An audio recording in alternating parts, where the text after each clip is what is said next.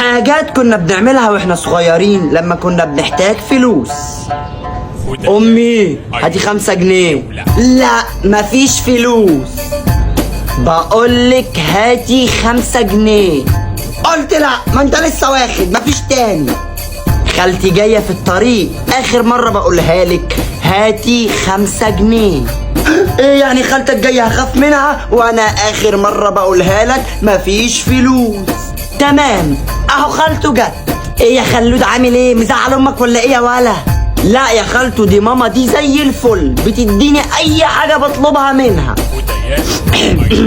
محترم يا واد، عرفت اربيك. جدع يا اختي، اوعي تحرمي العيال من حاجة عشان ما يطلعوش جعانين وعينيهم فارغة. لا يا خالته، دي ماما اي حاجة بطلبها بتديهاني. حتى بصي ماما هاتي 50 جنيه. يا تربية وسخة يا ابن الوسخة، اجيبها له منين ده؟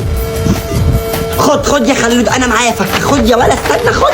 لا والله ما يحصل، انا مش عايز اعوده على التبذير. اوعى تاخد حاجة منها ياض. خد امسك يا حبيب ماما. طب ما كان من الاول وكانت 5 بس. مش دايمالك، هتمشي وهستفرد بيك وهنيئا لك بال50 جنيه.